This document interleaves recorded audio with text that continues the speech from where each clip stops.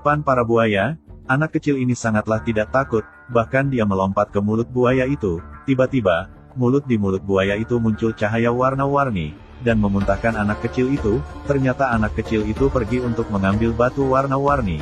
Dia menunjukkan pada temannya dan kakak di sebelahnya, tapi, tiba-tiba buaya itu berdiri, dan buaya yang lain ikut berdiri. Kejadian ini sangat menakuti mereka, mulai berlari dengan kencang, tapi, buaya-buaya itu tidak membiarkan mereka untuk pergi. Tiba-tiba, salah satu dari buaya itu melompat, tapi gagal. 3 anak kecil itu berada di ujung. Ketika terkepung, bocah itu berharap supaya sesuatu datang pada mereka. Setelah selesai berbicara, seekor naga terbang dari belakang mereka, membawa mereka terbang dan meletakkannya di atas kastil. Tapi tidak pernah menyangka, buaya-buaya itu masih tetap mengejar. Memanjat tembok kastil. Melihat buaya-buaya itu semakin dekat, anak kecil itu mulai mengharapkan sesuatu lagi. Mengharap untuk dijauhkan dari buaya-buaya itu. Secara langsung, angin yang sangat kencang muncul dan membuat buaya-buaya itu terpental.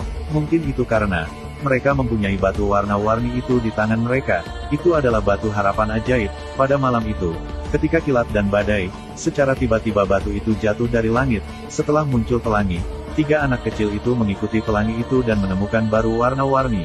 Anak itu mengambilnya, mendengar suaranya, lalu dia meminta harapan. Dia meminta coklat yang sangat banyak kepada baru itu. Dia tidak menyangka, beberapa detik kemudian muncul sangat banyak sekali coklat dari saku celananya. Ini terlalu menyenangkan. Jadi dia menginginkan sesuatu lagi. Dia meminta sebuah kastil. Setelah berharap, muncul sebuah kastil di belakang mereka. Selanjutnya, dia mengharapkan di sana harus ada sebuah jurang yang mengelilingi kastil. Lalu, tanah itu runtuh dan membentuk jurang. Kebahagiaan ketiga kalinya. Ini seperti sebuah keajaiban. Tapi mereka berharap lebih buruk. Anak kecil itu meminta buaya untuk menjaga di sekitar kastil itu. Melihat batu itu terus dipakai oleh baju oranye, anak kecil lainnya ingin mengharapkan sesuatu juga. Jadi mereka bertiga berebut batu warna-warni itu. Pada akhirnya, secara tidak sengaja batu warna-warni itu terlempar ke dalam jurang, dan mereka pun pergi ke dasar jurang, menemukannya di atas sebuah batu. Anak baju oranye mengambil batu itu, tapi jenis batu apakah ini? Ternyata itu adalah buaya besar. Beruntungnya, anak baju oranye itu memiliki gerakan cepat, tapi batu warna-warni itu tertelan oleh sang buaya. Jadi itulah mengapa anak kecil itu melompat ke dalam mulut buaya untuk mengambil batu miliknya. Mereka sangat semangat, sehingga mereka masih tetap ingin berharap. Kemudian, dia pergi ke rumah mereka, tapi batu ajaib itu masih di tangan mereka. Jadi anak kecil itu mulai berharap kembali, merubah anak kecil itu menjadi Superman. Tapi itu membutuhkan waktu yang lama. 3 dari mereka tidak ada yang berubah. Mereka berpikir bahwa batu itu sudah tidak berguna. Jadi menaruhnya di sebuah ketapel raksasa, dan melempar batu itu entah kemana. Batu warna-warni yang ajaib itu jatuh di sebuah gundukan pasir, dan diambil oleh anak kecil yang nakal. Mereka sedang membuli temannya yang bernama Davin. Karena temannya membuli Davin, adiknya menjadi malu, tapi Davin tidak mendengarkan adiknya. Jadi dia menantang temannya untuk tetap membulinya. Lalu, mereka melemparkan batu ajaib itu ke arah Davin. Kemudian Davin terjatuh. Para anak nakal itu takut, dan kemudian mereka semua lari. Davin bangun, dan mengambil batu warna-warni itu. Dia melihat bahwa batu itu mengeluarkan suara, dan memintanya untuk berharap. Davin kemudian berharap kepada batu itu untuk mendapatkan teman yang baik. Jadi muncul 4 alien yang mengelilingi Davin. Ketika di rumah, para alien itu pergi ke dapur, memulai untuk membantu Davin dalam segala hal. Mereka memasak untuk Davin. Walaupun terlihat berantakan, namun pada akhirnya makanan yang dibuat alien itu tampak lezat. Makanan itu telah siap. Ini adalah makanan terbaik yang Davin makan. Dan kemudian alien itu membersihkan kamar Davin, membuat kamarnya menjadi sangat rapi dan enak dilihat. Ayahnya memberikan uang karena kamarnya rapi.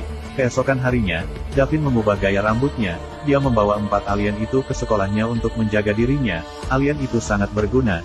Jalannya lebih mudah dan cepat. Secara tiba-tiba, Davin sudah sampai di sekolah.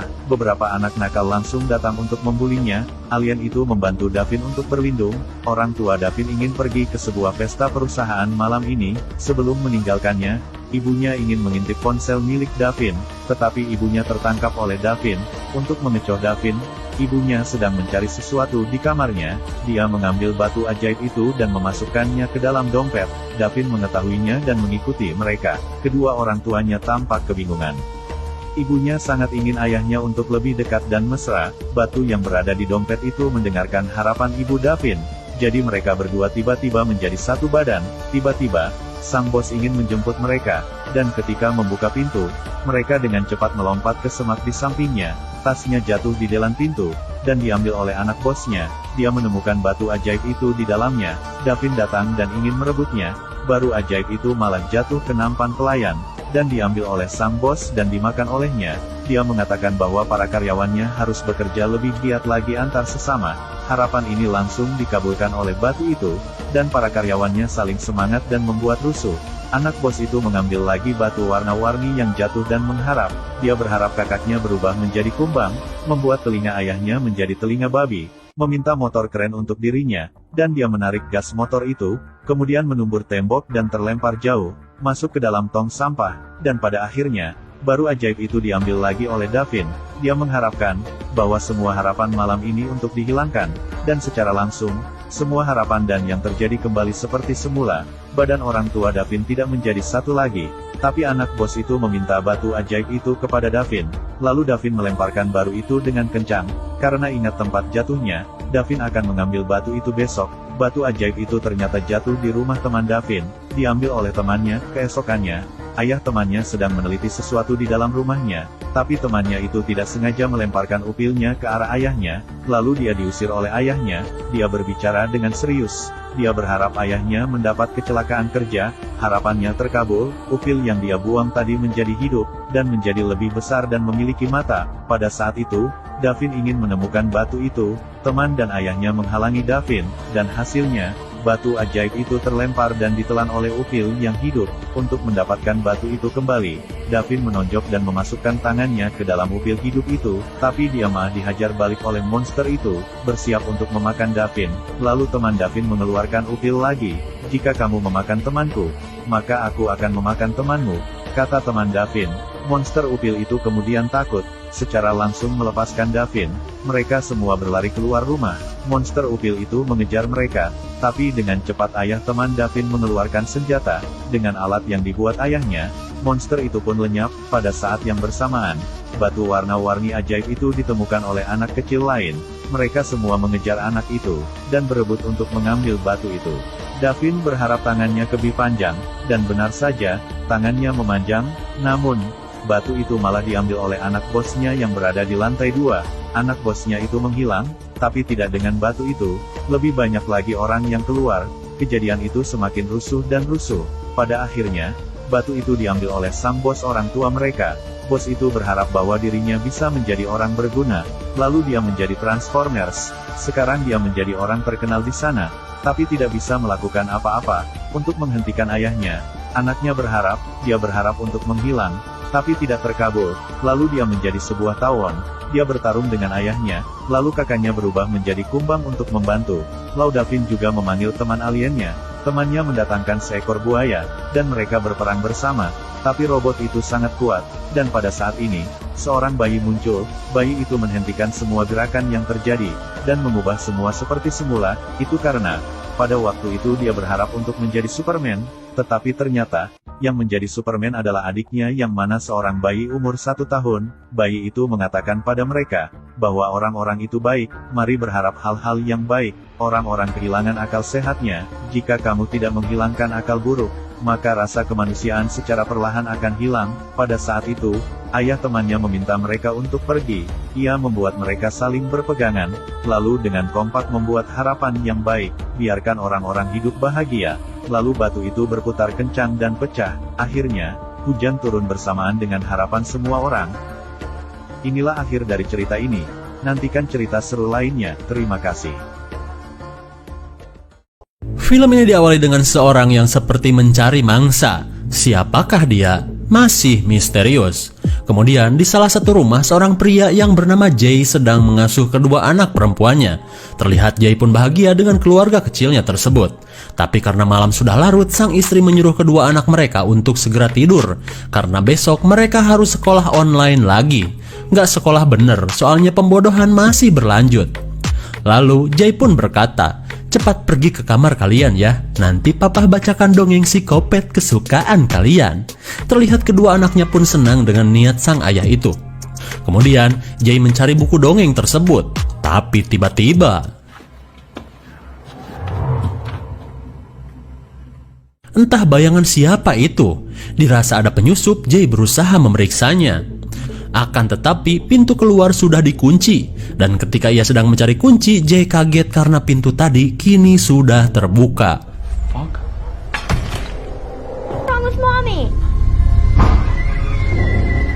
Betapa kagetnya Jay saat melihat sang istri sudah ngagoler tak berdaya. Berbekal pisau dapur, Jay pun berusaha mencari si pelaku. Sesampainya di lantai atas, Jay mendengar teriakan dari anaknya. Oh, baby. Baby, give me your hand. Baby, come on. Let's go.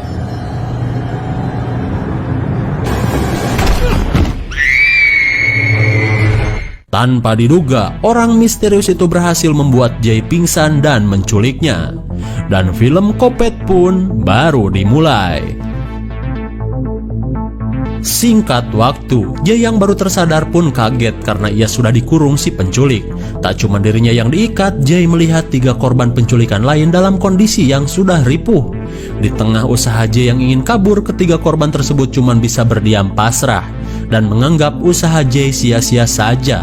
Lalu mereka yang senasib pun saling memperkenalkan diri satu sama lain. Kemudian kita beralih dulu ke 20 tahun lalu. Terlihat seorang bocah yang bernama Dom sedang dikurung di dalam sebuah ruangan. Kemudian si penculik yang biasa disebut Pahpet alias Papah Kopet mendatanginya untuk memberikan makan. Tapi bukannya makanan enak, si Pahpet malah memberikannya sepotong daging bagong mentah. Dom yang diancam pun terpaksa memakan daging tersebut. Beberapa hari berlalu, seperti biasa Dom membantu si Pahpet yang seorang kang jagal bagong. Ketika sedang bersih-bersih, Dom disuruh menjual daging bagong ke pasar. With the market.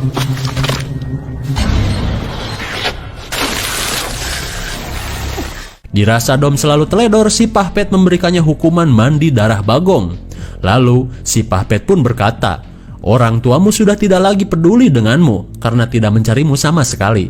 Berbaktilah kepadaku karena sekarang aku adalah bapakmu." Dom yang seorang korban penculikan tidak bisa berbuat apa-apa selain menurut. Apalagi ia selalu mendapatkan ancaman dan perlakuan sadis darinya. Di keesokan harinya, Sin kembali ke rumah si Pahpet. Terlihat Dom penasaran dengan sebuah kamar yang terkunci. Dominic. Tanpa diduga, si Pahpet memergoki kelakuan Dom. Ketika mereka sedang makan, si Pahpet masih tidak terima dengan kepelontongan dari Dom. I'm sorry! Are you? Meskipun sudah meminta maaf, si Pahpet menghukumnya dengan menusuk paha Dom pakai garpu. Di hari berikutnya, si Pahpet kembali baik kepada Dom. Terlihat mereka pun sedang mengisi waktu luang dengan main catur. Lalu, si Pahpet memberikan Dom pepatah layaknya papah bijaksana. Si Pahpet pun berkata, "Hidup adalah pilihan. Kamu yang memilih untuk menjadikanku sebagai papah, kan?" Mendengar pernyataan si Pahpet, Dom pun terdiam karena jelas-jelas ia sudah diculik. Akan tetapi, Dom yang terdiam membuat si Pahpet marah.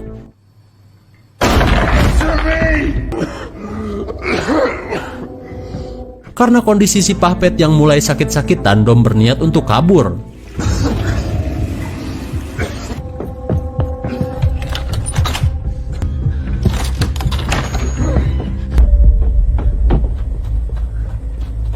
Langkah Dom pun terhenti saat ia teringat dengan perkataan si Pahpet tentang orang tuanya yang sudah tidak peduli lagi dengannya.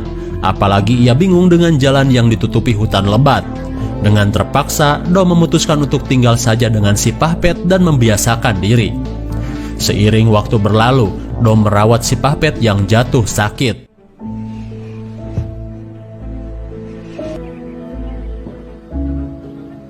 Si Pahpet pun menginginkan Dom menjadi pria yang kuat dan tidak lemah.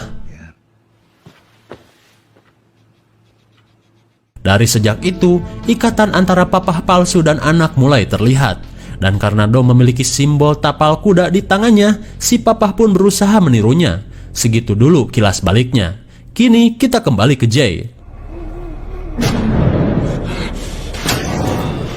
Melihat tanda tersebut, orang yang bernama Kate mengatakan bahwa itu adalah tanda waktunya makan.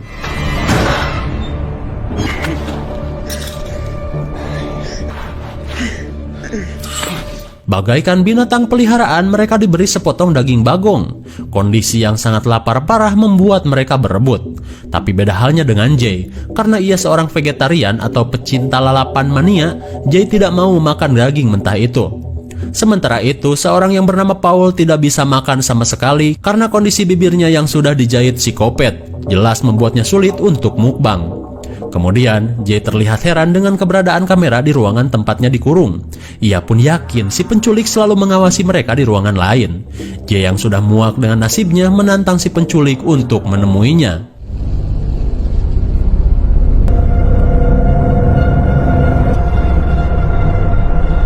Dan benar saja, si penculik sedang mengawasi keempat tawanannya.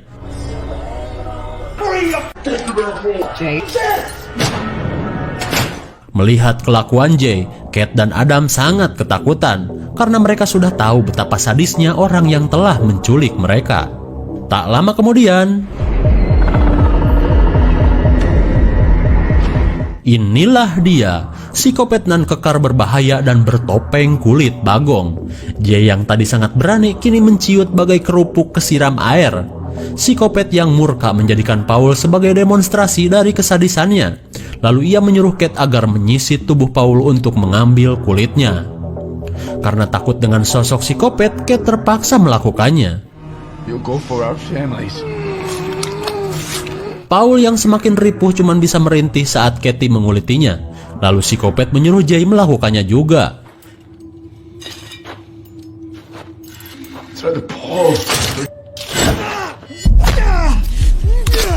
Tapi Jay malah berusaha melawan psikopat. Akan tetapi ia tidak tahu bahwa psikopat mah kuat.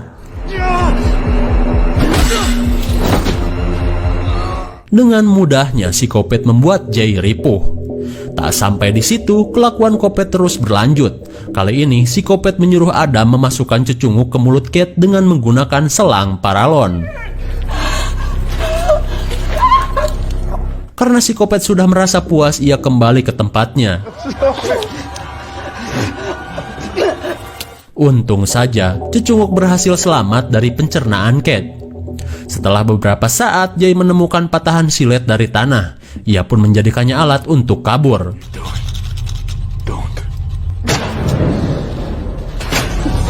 Tanpa diduga, psikopat memergoki kelakuan Jay. Tak lama kemudian, psikopat datang untuk menghukum Jay.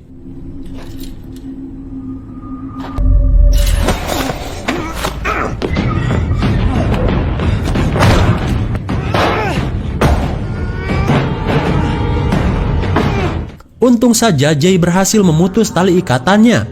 Ia pun segera kabur dari tempat itu. Tapi sialnya, usaha Jay gagal karena semua pintu sudah terkunci. Ia pun terjatuh ke tempat semula. Ketolilan yang mengenaskan. Setelah beberapa saat, Jay yang baru sadar terlihat kaget karena tangannya sudah dirantai. Kemudian psikopat datang lagi untuk menghukum Jay. Kali ini psikopat menyuruh Adam untuk memukul kepala Jay pakai kapak bermata terbalik. Untuk nyari aman, Adam menurutinya saja. Sakit kepala hilang, kesadaran Jay pun hilang. Tak sampai di situ, psikopat menyuruh Adam untuk memaku kedua tangan Jay di dinding. Dengan terpaksa, Adam pun melakukannya.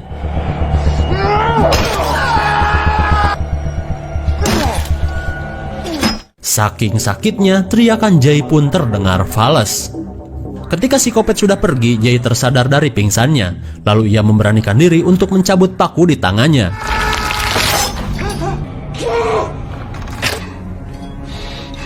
Setelah melewati rasa sakit yang ekstrim, mereka pun heran siapa psikopat itu sebenarnya.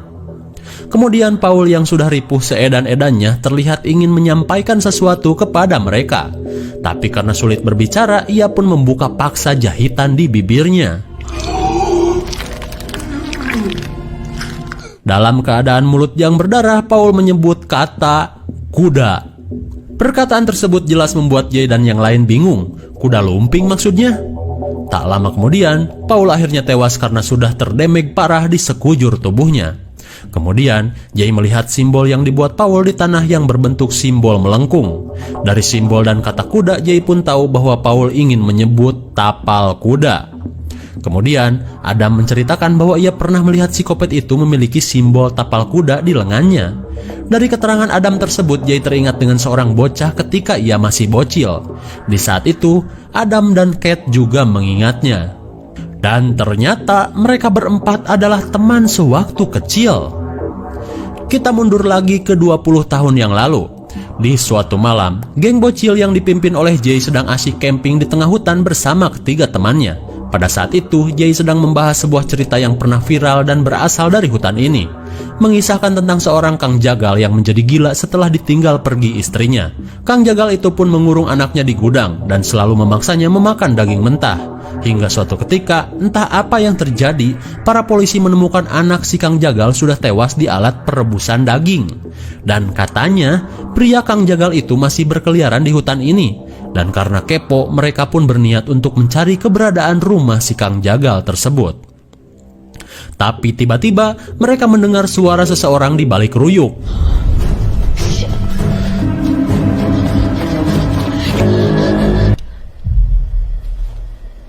Dan ternyata itu hanyalah bocah asing yang bernama Dom.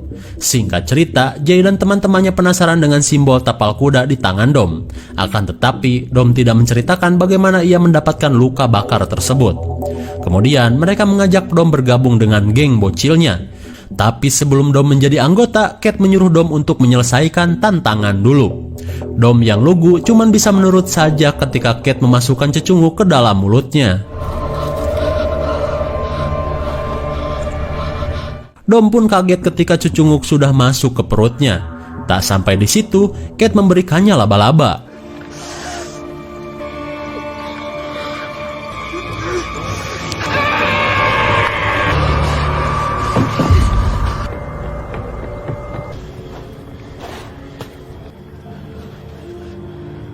Dom yang sudah tidak kuat pun kabur, akan tetapi Kate dan teman-temannya masih saja membuli Dom.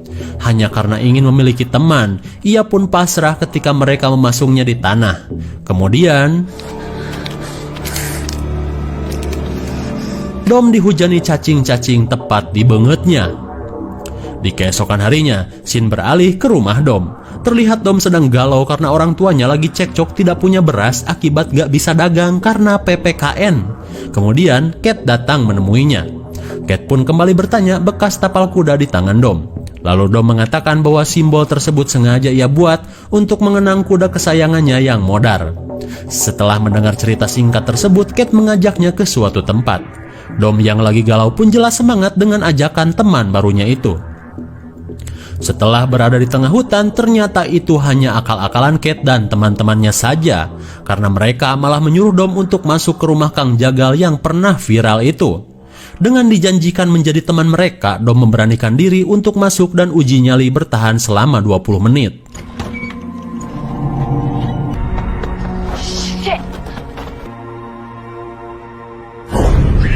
Tanpa diduga, Kang Jagal ternyata masih eksis dan berhasil menangkap Dom, sementara Kate dan gengnya lari ngabret seedan-edannya. Dan dari saat itulah, Dom menjalani hari-harinya bersama si Pahpet. Singkat cerita, ketika Dom sudah remaja, seperti biasa ia mengalami perlakuan aneh dari si Pahpet itu.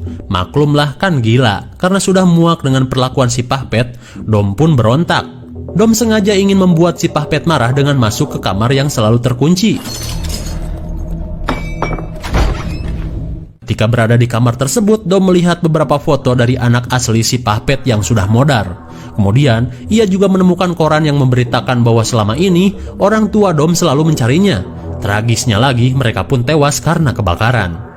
Dom pun menyangka bahwa si Pahpet lah yang telah membakar rumah orang tuanya. Lalu, ia pun segera mendatangi si Papa.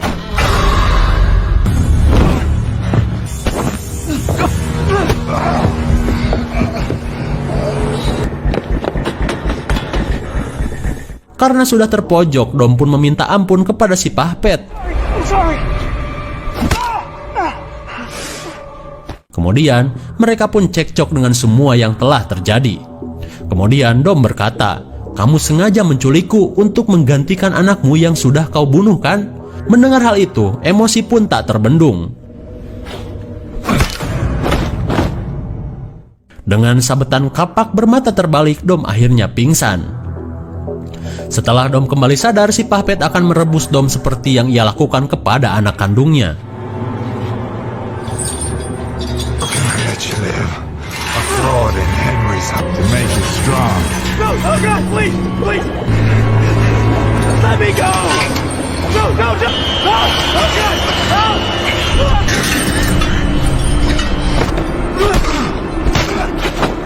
Untung saja Dom berhasil selamat dan melumpuhkan si Puppet. Keadaan pun jadi terbalik. Kali ini Dom akan membalas semua kejahatan si Puppet.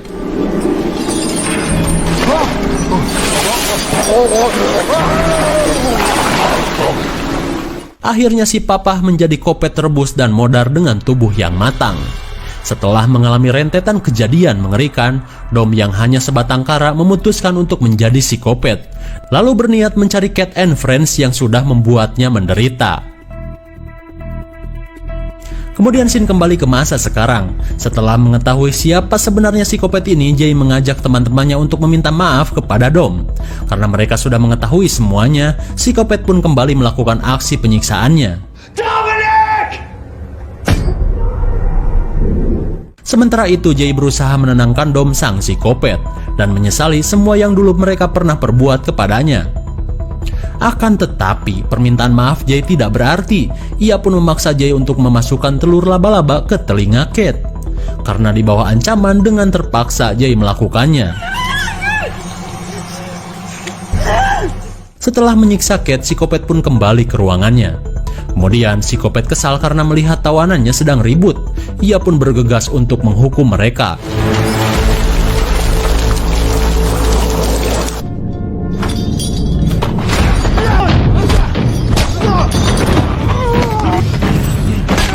Namun ternyata itu cuma rencana Jay dan geng untuk melakukan perlawanan. Tapi tetap saja psikopat mah kuat. Mereka pun tidak mampu mengalahkan psikopat meskipun bertiga. Kemudian psikopat memaksa Kate untuk menyayat mata Adam dengan pisau kopet.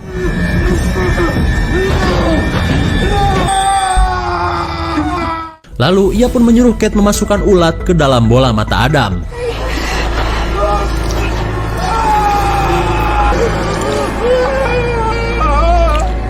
Setelah melakukan kesadisannya, mereka pun kembali melakukan perlawanan. Di tengah kebrutalan psikopat, Kate ngata-ngatainya sebagai pria jomblo dan kesepian. Mendengar perkataan si Ratu Bully, Dom sang psikopat kuat juga tidak kuat menahan bacotan tersebut, hingga ia pun pergi lagi. Kemudian Jay berusaha melepaskan ikatan teman-temannya dengan pisau kopet yang ketinggalan. Melihat Adam yang terus kesakitan, ia pun berusaha mengeluarkan salah satu bola mata Adam yang berulat.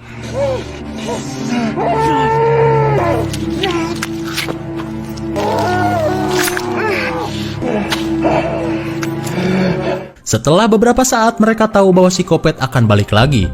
Adam yang panik meminta pisau kopet untuk berjaga-jaga. Dan bodohnya, mereka malah saling berebut.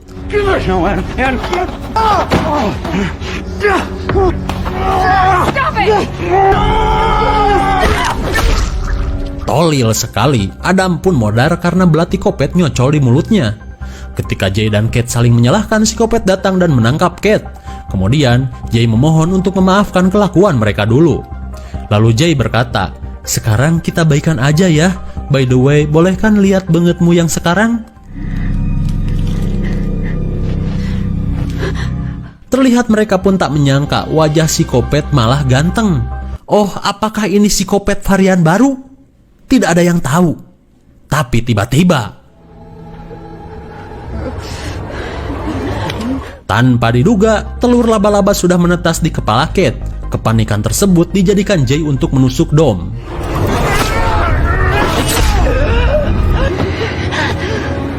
Keadaan yang riuh membuat Kate tertusuk juga. Jay pun kaget saat psikopat itu malah melakukan fatality kepada Kate. Modar? Oh, jelas. Kemudian psikopat itu berkata kepada Jay, "Lu ingin bunuh gua? Silahkan." Dirasa itu cuma tipuan, Jay lebih memilih kabur.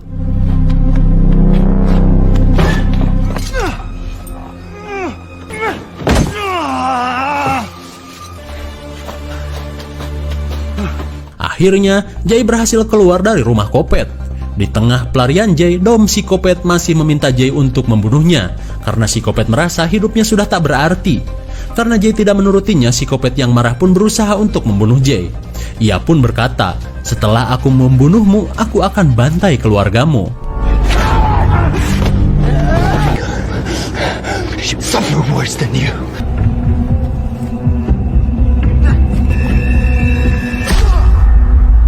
Akhirnya Jay menusuk-nusuk perut si Kopet.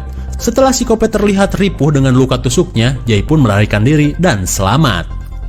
Singkat cerita, dengan diantarkan polisi, Jay kembali kepada keluarganya. Mereka pun akhirnya kembali berkumpul dengan bahagia. Singkat waktu, 10 tahun kemudian, di mana pada saat itu kedua anak Jay yang sudah siap kawin sedang berkemping di hutan tempat ayahnya dulu.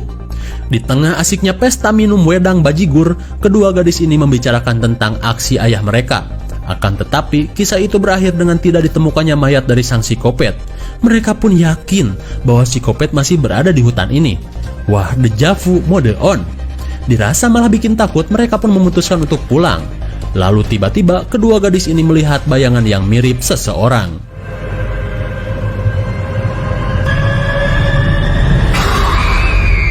Psikopat kuat. Dan film pun sudah berakhir. Bagaimana? Sadis parah kan? Dom psikopat yang awalnya bocah lugu biasa bertemu dengan Jay dan gengnya ketika masih bocil.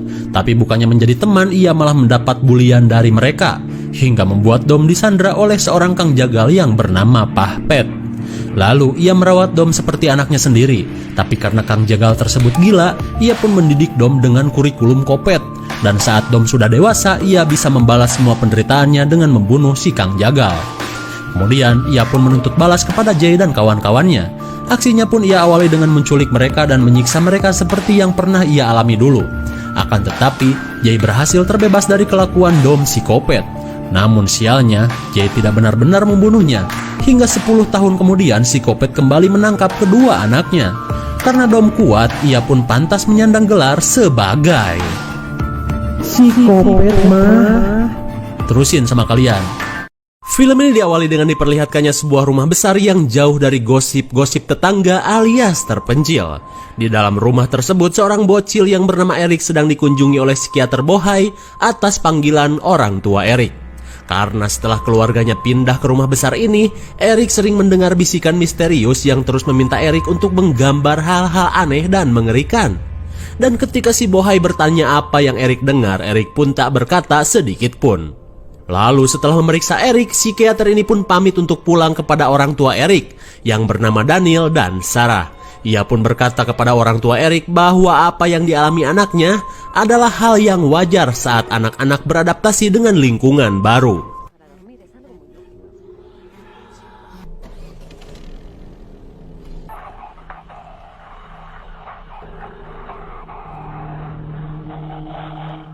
Melihat si Bohai pulang, tiba-tiba saja radio miliknya berbunyi. Seakan mendapat bisikan-bisikan aneh dari radio, Eric pun kembali menggambar. Kembali ke si Bohai, di tengah perjalanan si Bohai menyalakan radio untuk mendengarkan lagu-lagu tikotok kesukaannya. Lalu tiba-tiba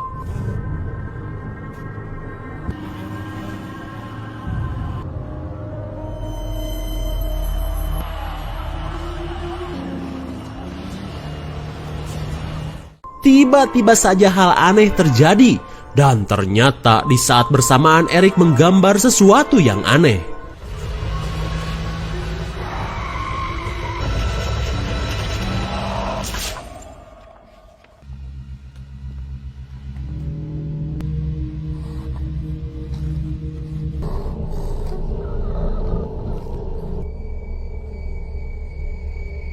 Ternyata apa yang digambar Eric menggambarkan kecelakaan yang akan dialami si Bohai. Lalu film pun baru dimulai. Kemudian scene beralih pada Daniel. Ia pun heran saat melihat banyak sekali lalat di dalam retakan tangga. Karena merasa jijik, ia pun menyemprotnya. Di sisi lain, si bocil Eric yang sedang mandi tiba-tiba mendengar suara aneh.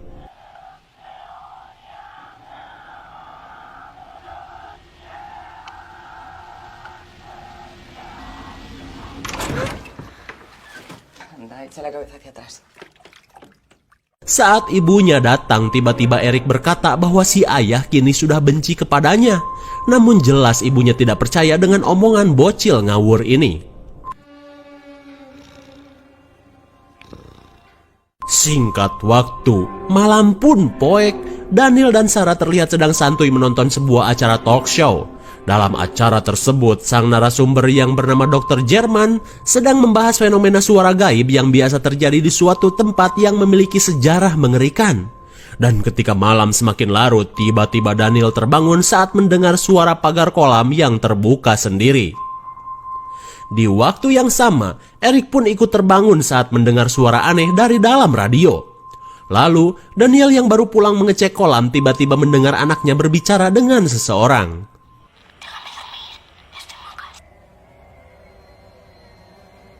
Kembali ke Eric, ia yang sedang berkomunikasi lewat radio tiba-tiba dikejutkan oleh mainan yang menyala sendiri seperti diome tuyul.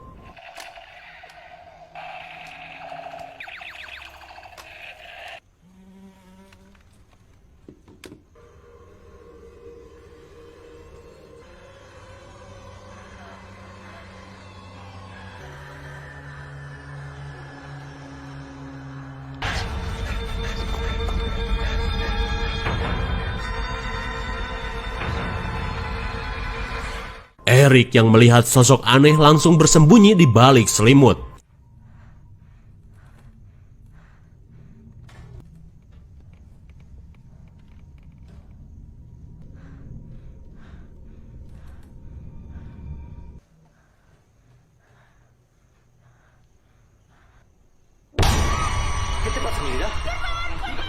Mendengar kegaduhan di kamar Eric, ibunya pun datang dan saat melihat tangan suaminya terluka, Sarah pun keheranan. Di keesokan harinya, Sarah yang baru pulang dari sekolah amuk-amukan karena si bocil Eric sudah dikeluarkan dari sekolah. Ternyata selama ini si bocil Eric sering mabal dan bolos sekolah. Bahkan ia sampai melawan kepala sekolah di O'Jones Elementary School. Dan karena kebangoran anaknya yang sudah tak terbendung, kedua orang tuanya pun berniat mendatangkan kembali psikiater bohai yang kemarin. Tapi tiba-tiba dengan polosnya Eric berkata, si teteh bohai mah udah modar ke sate dahan pohon. Mendengar hal itu, kedua orang tuanya pun semakin geram dengan omongan ngelantur si bocil ini. Lalu orang tua Eric yang penasaran lantas menghubungi kantor si bohai. Ternyata memang benar si bohai sudah modar kecelakaan. Mereka pun jelas keheranan dari mana si Eric tahu kejadian itu. Singkat waktu, malam pun poek. Terlihat Eric sedang asyik menggambar dan kembali mendengarkan suara dari radionya. Lalu beberapa saat kemudian, Sarah membangunkan Daniel karena mendengar suara pagar yang kembali terbuka. Karena takut ada maling cangcut, Daniel pun mengeceknya sambil membawa senapan. Dan ketika Daniel mengecek keluar rumah, tiba-tiba Eric!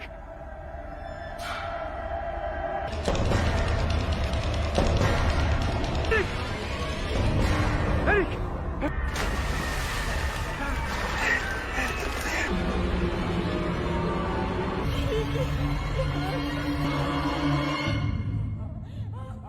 betapa syok setengah edannya Daniel saat menemukan Eric tewas mengambang di kolam rumahnya.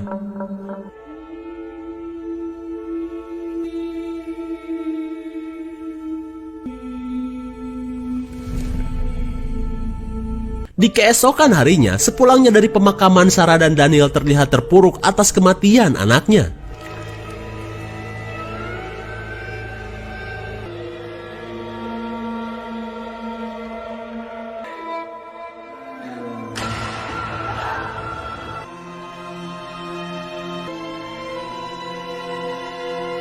Dari kejadian itu, Sarah memilih pulang ke rumah orang tuanya untuk menenangkan diri. Dan ketika ia membereskan baju yang akan dibawa, Sarah melihat setetes darah di bantal suaminya. Lantas Sarah pun mengajak Daniel untuk ikut dan membujuk Daniel untuk menjual rumah ini. Karena Sarah merasa tak sanggup untuk tetap tinggal di rumah tersebut setelah kematian Eric. Tapi Daniel tidak bisa melakukan hal itu dalam waktu dekat karena jika dijual saat ini rumahnya akan menjadi murah sebab rumahnya masih dalam tahap renovasi. Mendengar hal itu, Sarah pun segera pergi sendirian. Singkat waktu, malam pun tiba. Daniel yang dirundung kesedihan tanpa henti tiba-tiba teringat pada istrinya. Ia pun langsung mengirimkan voice note. Dan di keesokan harinya, Daniel terbangunkan oleh telepon dari istrinya. Di dalam telepon, Sarah menanyakan voice note yang Daniel kirim karena Sarah tidak mengerti dengan pesan yang ia terima. Dan saat Daniel memutar kembali pesan tersebut, ia pun tak mengerti dengan bagian akhir dari pesan yang ia buat. Merasa penasaran, Daniel pun mencoba mengeditnya di dalam komputer.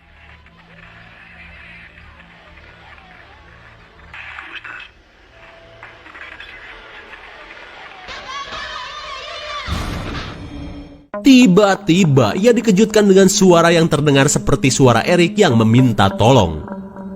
Singkat waktu, di siang harinya, Daniel mencoba untuk bertanya pada dokter Jerman, si ahli suara gaib. Dan ketika mereka bertemu, Daniel langsung menanyakan kebenaran buku-buku karya dokter Jerman yang sering membahas tentang suara gaib. Dokter Jerman pun menjawab jika semua buku karyanya terinspirasi dari pengalamannya sendiri yang sering mendengar suara dari alam lain. Mendengar hal itu, Daniel pun meminta dokter Jerman untuk mendengarkan rekaman aneh yang berisi suara anaknya yang telah mati. Setelah mendapat bujukan dari Daniel, akhirnya Jerman pun bersedia untuk datang ke rumah Daniel. Di keesokan harinya, Jerman pun pergi ke rumah Daniel ditemani anaknya yang bernama Ruth.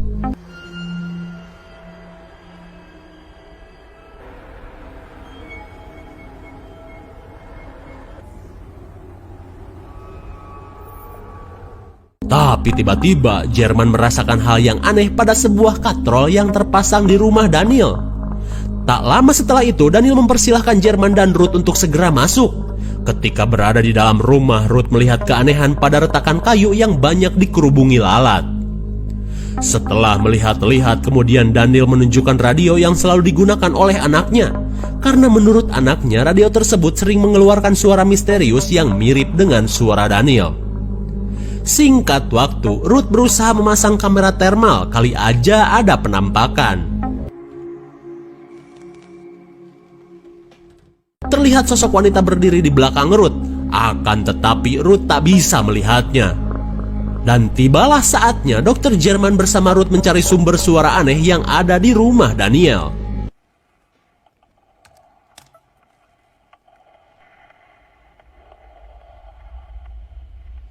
Ruth yang mengira jika sosok yang duduk adalah Daniel, segera meminta ayahnya untuk menyuruh Daniel keluar. Akan tetapi ayahnya justru melihat Daniel sedang duduk di pipi rumah. Dan saat mode thermal dimatikan, sosok yang duduk itu pun hilang bagaikan kentut hangat. Mendengar info dari anaknya, dokter Jerman pun segera menunjuk ke kamar mendiang Eric. Dan saat ia menaiki tangga, suara gaib semakin jelas tertangkap. Sesampainya di kamar Eric, Jerman terus mencari sumber suara tersebut.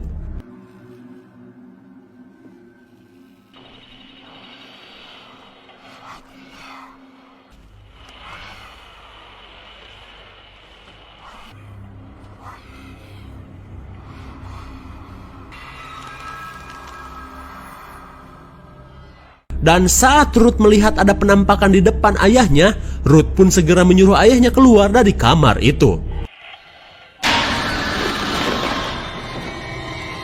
Bagaikan baskom hajatan yang terjatuh, suara gombrang itu pun membuatnya kaget seedan-edannya. Setelah kejadian dahsyat tadi, mereka pun menunjukkan rekaman itu kepada Daniel, di mana dalam rekaman tersebut tertangkap sosok misterius yang ada di dalam kamar Eric. Jerman pun menyebut apa yang baru saja ia alami berkaitan dengan alam gaib yang ada di rumah ini. Singkat waktu, malam pun kembali poek.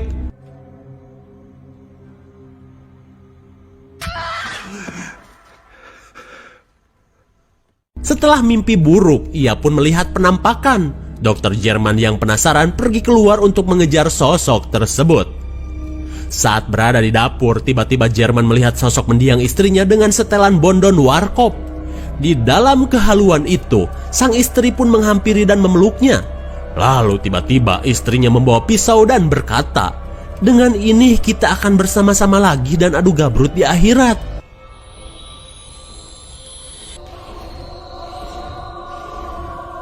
¿Papá? ¿Papá qué haces? Untung saja Dr. Jerman tersadar saat Ruth datang dan menghentikan aksi gesel ngasal dari ayahnya.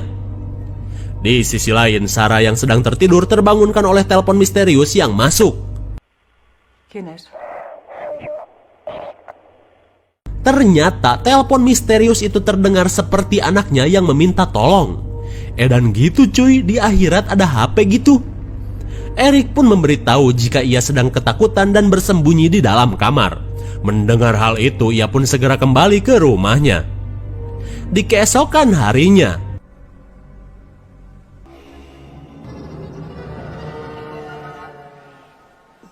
terlihat sosok tersebut seperti berusaha untuk menyakiti Jerman. Di sisi lain, Ruth yang sedang nyantui ngudut bako tiba-tiba dikagetkan oleh sesuatu. Melihat banyak kucing yang digantung, Ruth pun segera memanggil Daniel dan ayahnya. Dan dengan banyaknya keanehan yang terjadi di rumah Daniel, Jerman pun menganggap jika suara yang Daniel dengarkan bukanlah suara Eric, melainkan sebuah jebakan dari sosok jahat yang bersemayam di dalam rumahnya. Singkat waktu, akhirnya Sarah kembali ke rumahnya dan langsung mencari keberadaan Eric di kamarnya.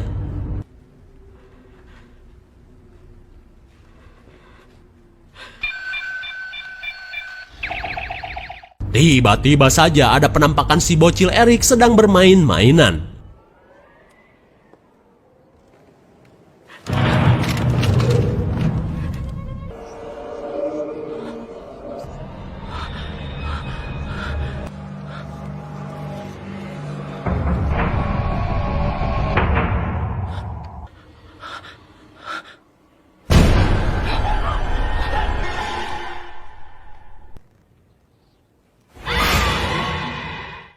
Sosok apakah itu? Kembali pada Dr. Jerman dari searchingan kuncen Google. Ternyata kejadian kucing yang mati tergantung adalah sebuah peringatan jika seseorang telah melewati batas wilayah seorang penyihir. Kemudian Ruth pun datang dan memberikan informasi yang ia dapat dari seorang biarawati di daerah itu. Ternyata 300 tahun yang lalu rumah milik Daniel merupakan sebuah pengadilan yang sering mengeksekusi orang-orang yang dituduh sebagai penyihir. Lalu tiba-tiba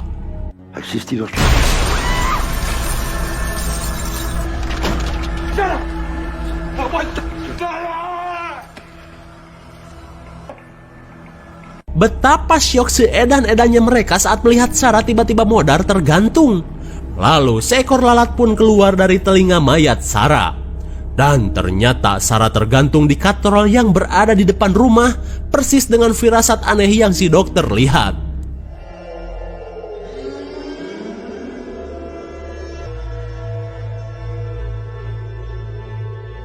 Singkat waktu, Daniel pun semakin terpukul setelah kematian istrinya.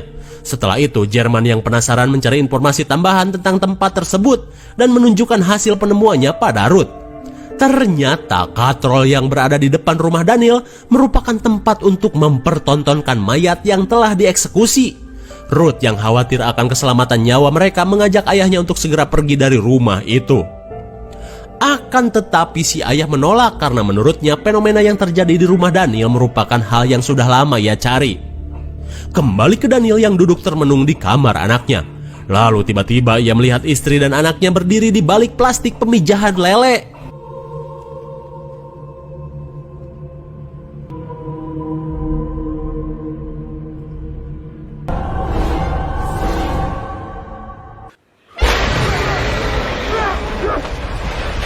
Kembali ke Ruth dan Jerman yang sedang membereskan peralatan.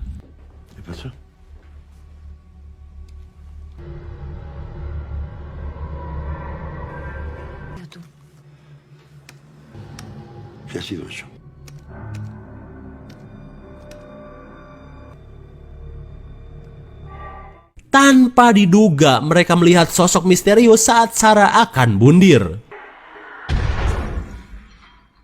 Mendengar suara tembakan dari kamar Eric, mereka pun segera pergi ke kamar itu. Dan benar saja, Daniel yang mulai stres dengan keadaan terus mencari sosok yang meneror keluarganya untuk ia jamsut. Jerman pun segera menenangkan Daniel. Dan dirasa Daniel sudah mulai tenang, Jerman pun menunjukkan penemuan lain tentang rumah milik Daniel. Ternyata di dalam rumah Daniel terdapat sebuah ruang penyiksaan yang berada di basement rumah. Daniel yang merasa mengetahui sesuatu lantas ia mengajak Jerman dan Ruth untuk pergi ke tempat tersebut. Ternyata tempat itu terletak di balik dinding yang sering dikerubungi lalat.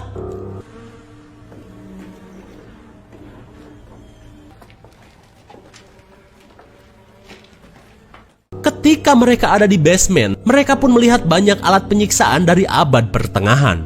Hingga akhirnya mereka menemukan mayat yang terkurung dengan mulut yang hancur. Edan sekali, Daniel pun tak menyangka ada hal semengerikan ini di basement rumahnya.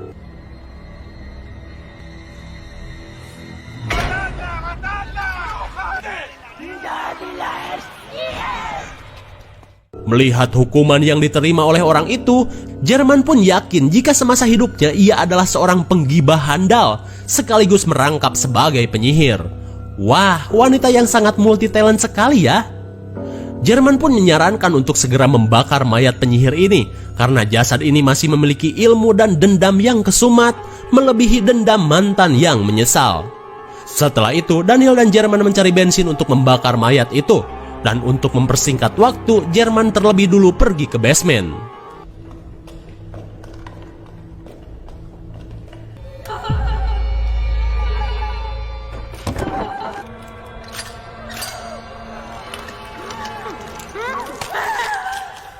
Di dalam basement, Jerman pun mendapat penglihatan saat si penyihir mendapat hukuman di mulutnya. Dan karena senter yang dipakai bukan merek Tiger, alhasil senternya pun luplep. Dan di saat itu pula roh penyihir mendekatinya di tengah cahaya disko.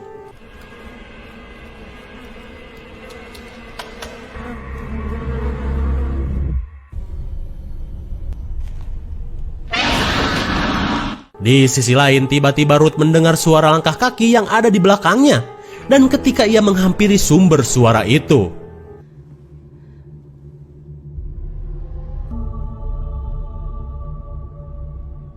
melihat perwujudan dari ibunya, Ruth yang penasaran pun memeriksanya.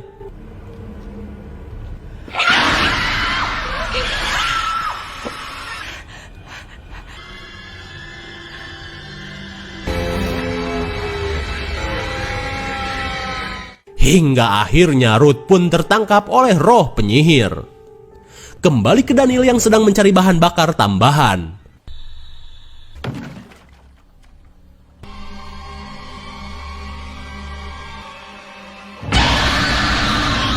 Setelah itu, tiba-tiba Daniel melihat anak dan istrinya mengajak Daniel untuk pergi bersama mereka.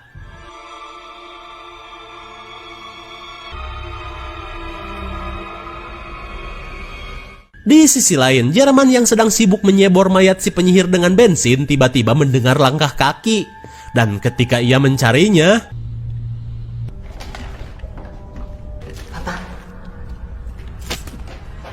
Ruth yang telah digenjutsu oleh penyihir tiba-tiba menusuk perut ayahnya.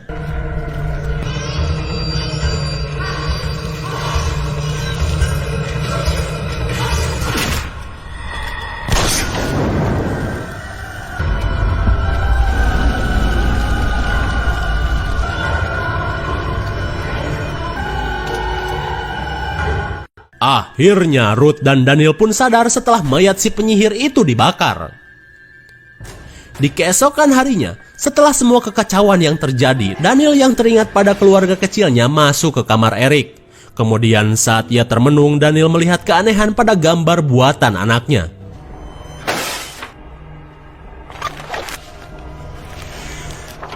Oh my god! Semua hal yang mengerikan yang terjadi ternyata telah diramalkan oleh gambar Eric sejak awal.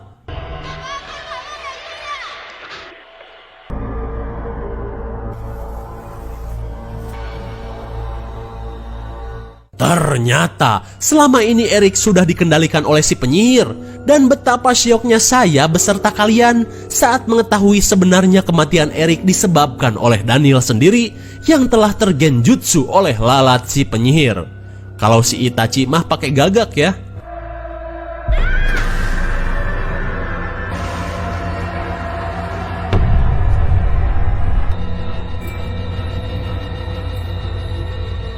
Di sisi lain, Ruth yang sedang mencari Daniel tiba-tiba melihat gambar Erik yang berantakan.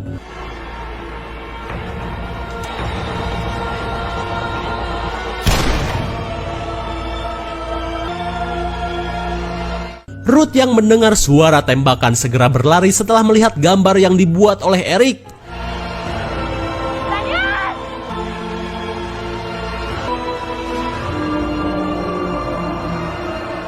Betapa kagetnya Ruth saat menjadi saksi kengerian yang keluarga Daniel alami. Lalu, film pun sudah berakhir. Bagaimana, sangat-sangat mengerikan sekali bukan? Merinding sudah pasti. Semua ini bermula saat keluarga Daniel pindah rumah, di mana ternyata rumah itu merupakan bekas tempat eksekusi para penyihir di masa lalu. Keanehan-keanehan yang dialami keluarga Daniel tak luput dari pengaruh genjutsu dari roh si penyihir. Entah apa maunya tuh roh penyihir, salah apa coba keluarga mereka, setan emang bangke. Hingga pada akhirnya seluruh keluarga Daniel pun mati mengenaskan.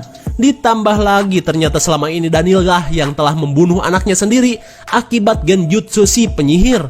Dan dari sebab itu, Daniel pun akhirnya mengakhiri hidupnya sendiri. Oh ya, yang menarik dan bikin ngeri di sini adalah semua kejadian-kejadian yang mereka alami itu sudah diramalkan Erik melalui gambar-gambar miliknya.